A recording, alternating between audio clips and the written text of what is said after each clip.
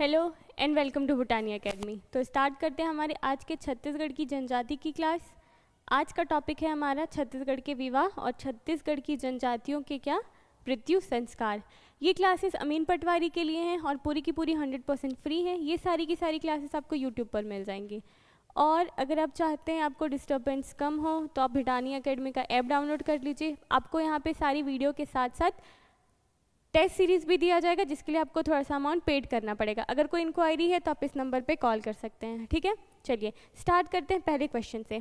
First question है हमारा, जनजातियों में अधिमान्य विवाह। ठीक, मतलब जनजातियों में अगर बात करें तो देखना है हम लोगों को जनजातियों में अधिमान्य विवाह, ठीक, को मुख्य रूप से कितने वर्गों में बांटा जा सकता है। ठीक, देखो जो जनजातियों में विवाह होते हैं ना वो कितने तरीके के हैं। देखो अगर शादी की बात करें तो एक होता है हमारा मोनोगैमी, जिसमें एक ही शादी होती है, और एक होता है हमारा पॉलीगैमी, जिसमें हम लोग एक से ज़्यादा शादी कर सकते हैं। ठीक है। तो देखो छत्तीसगढ़ में जो जनजातियाँ हैं ना, ठीक, जनजातियों में हमें क्या देखने को मिलता है, बहुविवाह। बहुविवाह मतलब पॉलीगैमी देखने को मिलता है हम लोगों को, ठीक है। मतलब यहाँ के जो फीमेल है और मेल है ये लोग एक से ज़्यादा शादी कर सकते हैं। ठीक, तो देखो एक होता है हमारा पॉलीएंड्री। इसमें क्या होता है, ये होता है बहुपति विवाह, मतलब कि एक महिला एक से अधिक पुरुषों से शादी कर सकती है, मतलब एक से अधिक पुरुष रख सकती है, तो वो होगा पॉलीएंड्री। ठीक, और एक होता है हमारा क्या, पॉलीगाइनी। ठीक, ये होता है, तो एक होता है पॉलीएंड्री जो होता है बहुपति, और एक होती है पॉलीगैमी। ठीक, तो पॉलीगैमी मतलब बहुपत्नी, मतलब कि एक पुरुष एक से ज़्यादा क्या रख सकता है, मतलब वाइफ रख सकता है। ठीक, तो एक हो जाएगा हमारा पॉलीएंड्री और एक हो जाएगा पॉलीगैमी। ठीक, ये हो गए बहुविवाह के पार्ट। ठीक, देखो छत्तीसगढ़ में अगर हम देखें ना तो छत्तीसगढ़ में अगर अधिमान्य विवाह को देखें तो ये 3 तरीके के हैं। ठीक, जिसमें हमारा आ जाता है एक चचेरे फुफेरे भाई बहनों का विवाह। ठीक, चचेरे मौसेरे भाई बहनों का विवाह। ठीक, एक होता है क्या, ममेरे फुफेरे भाई बहनों का विवाह। ठीक, मतलब ये दोनों मैरिज कौन सी होगी, कज़न मैरिज होगी। ठीक, ममेरे फुफेरे भाई बहनों का विवाह। और एक होता है कौन सा, भाभी साली विवाह। भाभी और शाली विवाह, मतलब कि इसमें क्या कर सकते हैं, अपनी भाभी की बहन से हम लोग शादी कर सकते हैं, ऐसा। ठीक, तो एक हो जाएगा चचेरे मौसेरे, एक हो जाएगा ममेरे फुफेरे और एक हो जाएगा भाभी और शाली। तो छत्तीसगढ़ में जनजातियों में अधिमान विवाह कितने तरीके के हो जाएंगे, तो ये हो जाएंगे 3 तरीके के। ठीक है, चलो नेक्स्ट देखते हैं। उसके बाद है ये बैगा जनजाति में पैठुल विवाह। किसके बारे में बात हो रही है अब, पैठुल विवाह के बारे में। ठीक, पैठुल, देखो पैठुल विवाह को ही हम लोग क्या बोलते हैं, चढ़ विवाह कहते हैं। ठीक, तो बैगा जनजाति में पैठुल विवाह किस प्रकार के विवाह का दूसरा नाम है, तो देखो पैठुल विवाह में क्या होता है ना, एक जो लड़की होती है वो लड़के के घर पे जाकर बैठ जाती है कि मेरी आप उससे शादी करवाई। ठीक, तो इस प्रकार के विवाह को हम लोग क्या बोलते हैं, खुश बैठिया विवाह कहते हैं। कौन सा विवाह बोलते हैं इसको, खुश बैठिया विवाह। ठीक है, चलो देखो इसको ना, इसे ढूकू विवाह भी कहा जाता है। क्या कहते हैं, ढूकू विवाह। जो पहाड़ी कोरवा और अगरिया, ये 2 जनजाति इसको क्या बोलती हैं, ढुकू विवाह कहती हैं। ठीक है, तो ये हो गया किसके बारे में, पैठुल विवाह के बारे में। ठीक, चलो आगे बढ़ते हैं।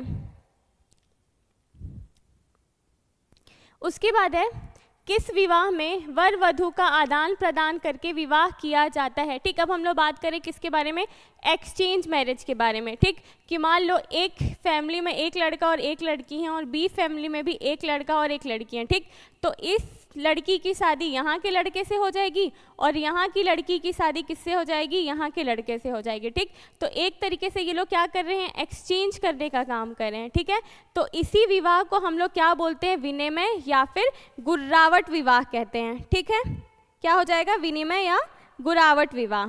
ठीक, चलो नेक्स्ट देखते हैं। उसके बाद पठौनी विवाह।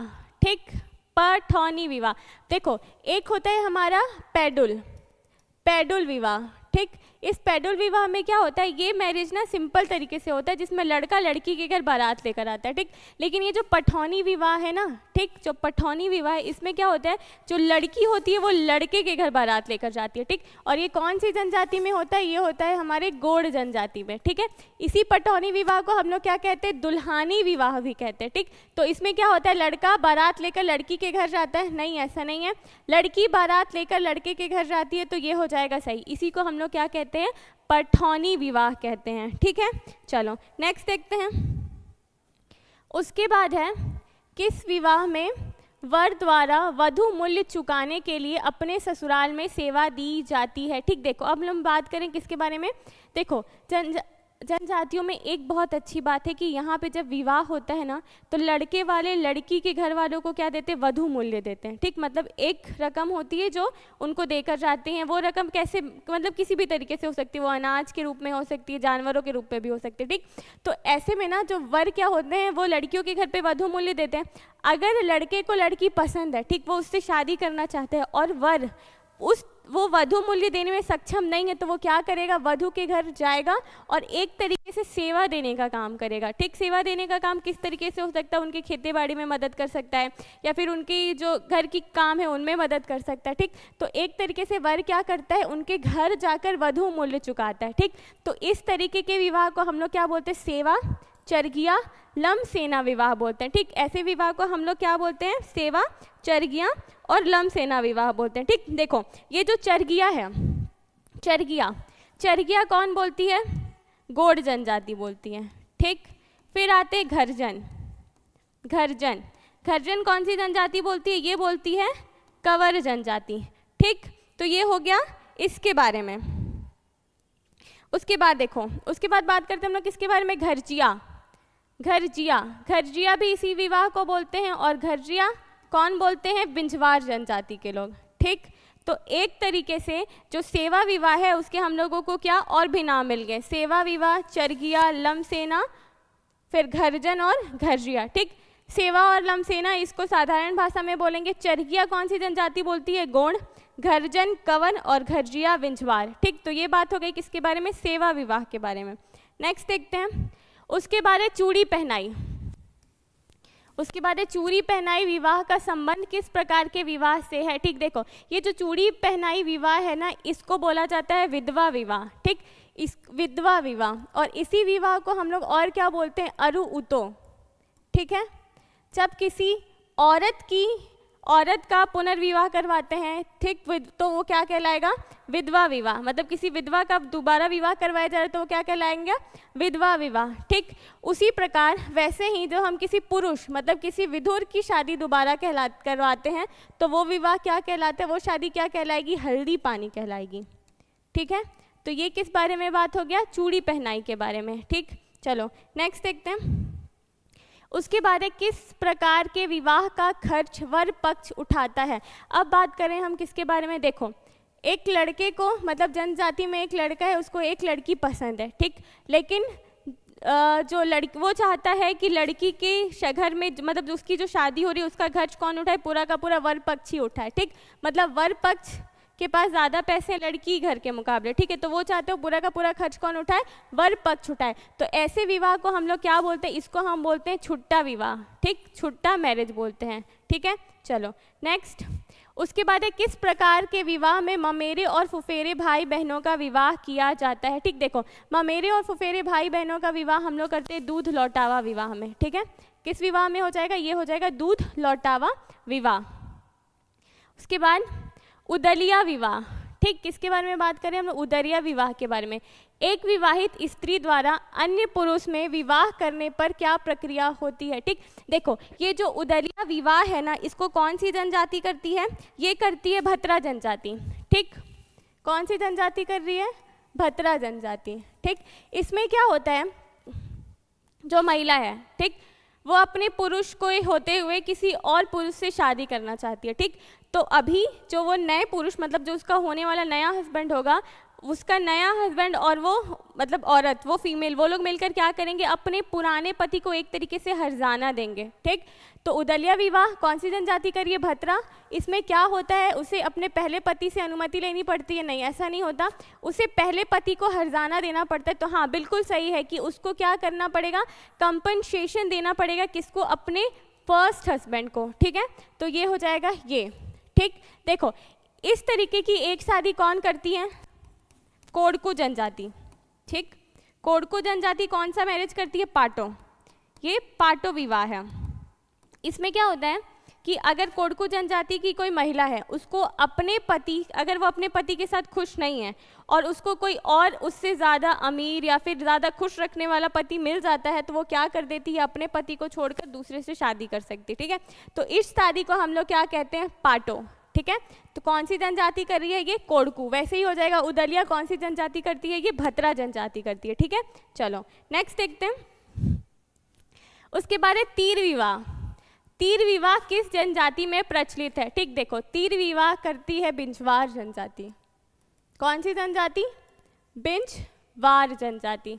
ठीक है, तो तीर विवाह किस जनजाति में प्रचलित है और इसकी प्रक्रिया क्या है? गौड़ जनजाति में नहीं, ये तो पहले ही कट गया, बिंजवार जनजाति में। हाँ, तो बिंजवार जाति में, जिसे लड़की का तीर के साथ विवाह कराया जाता है। ठीक है, कौन सी जनजाति कर रही है? ये बिंजवार जनजाति। ठीक है, शादी के पहले क्या होता है, इनकी शादी इस लड़की की शादी किससे करवाई जाती है? तीर से करवाई जाती है।